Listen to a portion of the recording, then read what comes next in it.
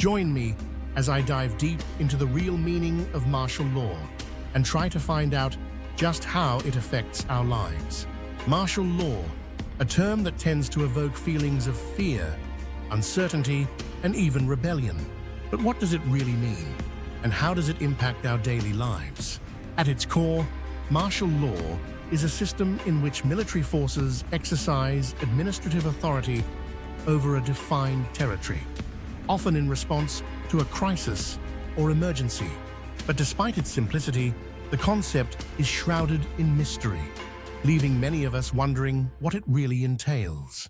Many of us immediately associate martial law with scenes from dystopian movies, tanks rolling down the streets, soldiers patrolling every corner, and a general sense of chaos and oppression.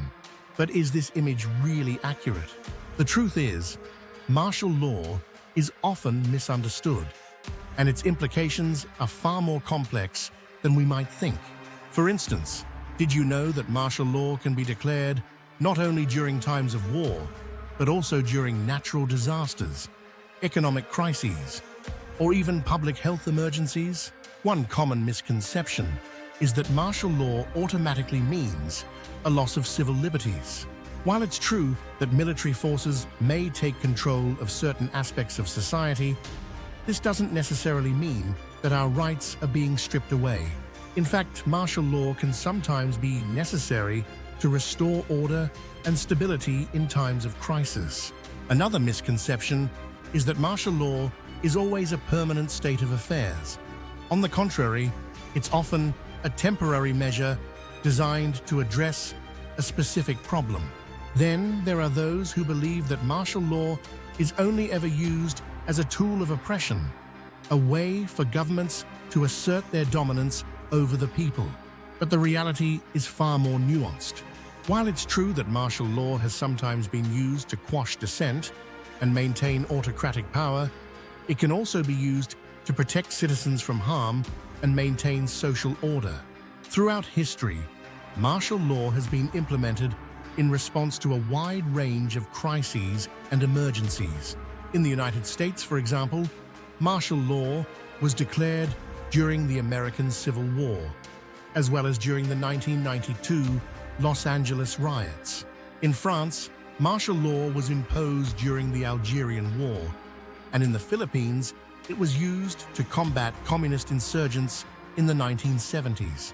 Each of these instances highlights the diverse contexts in which martial law can be invoked and the varying motivations behind its implementation.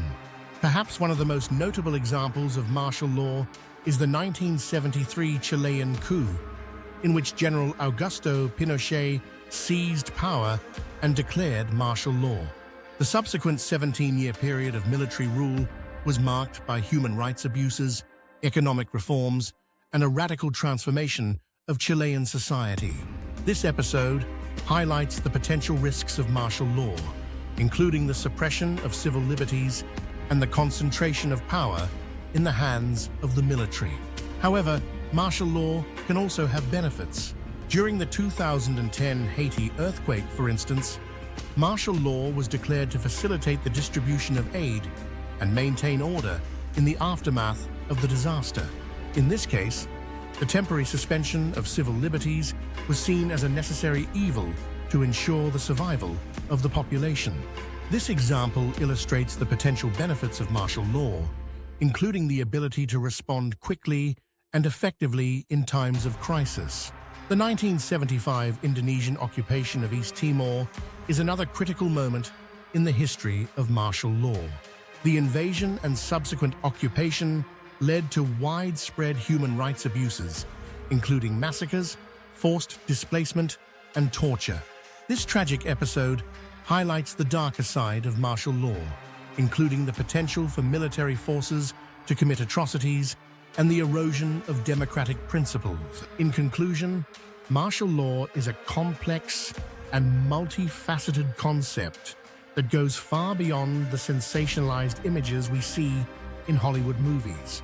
By understanding its true meaning and implications, we can better appreciate the delicate balance between security, order, and civil liberties in our own societies. So, what do you think about martial law? Do you have any personal experiences or opinions on the subject? Share your thoughts in the comments below, and be sure to check out my related video on civil rights for a deeper dive into the world of individual freedoms and state power.